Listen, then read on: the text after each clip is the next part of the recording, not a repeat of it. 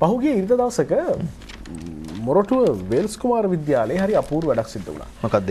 ඉස්කෝලේ විදුහල්පතිතුමා කල්පනා කරා මේ ඉස්කෝලේ ඉගෙනගෙන ඊට පස්සේ ගිය උදවියට ඉස්කෝලේ අතරලා ගිය වැඩිහිටි උදවියට ආයවතාවක් ඉස්කෝලේට එන්න කියන්න ඕනේ. මේක සාමාන්‍ය වෙන ඉස්කෝලත් වෙනවා. හැබැයි මෙහෙම ඇවිල්ලා ඉස්කෝලේ දේවල් කතා කරනකොට සහ අනිත් දේවල් සැලසුම් කරනකොට කොහොමද ඉස්කෝලේ දිනු කරන්න කියලා කතා කරනකොට මේක නිකන් මේ වැඩිහිටියෝ ඇවිල්ලා සාකච්ඡාවක් කරන විදිහට නැතුව පාසලේ ශිෂ්‍යයින්ම මේකට සහභාගී වෙන විදිහට කරන්න. එතුමා යෝජනා කළේ මෙහෙමයි. පාසලට එන්න ඕනේ ඒ කාලේ පාසල් ගිය විදිහට. මේ යෝජනාවට ආදි ශිෂ්‍යයොත් බොහොම කැමැත්තෙන් ආවා.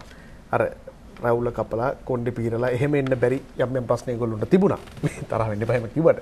කොහොම වෙතත් ඒ තියෙන පෙනුම මේ විදිහටම තියාගෙන නමුත් ඒ කාලේ ඉස්කෝලේ ගිය විදිහටම මේ අය ඉස්කෝලේට ආවා. අපිට හිතුණා මේක හරි අපූර්ව වැඩක් කියලා. රෙක්ස් කියලා මහත්තයෙක් තමයි අපිට මේ වීඩියෝ පටේ දුන්නේ. අපි කල්පනා කරා අපිට පෙන්නන්න.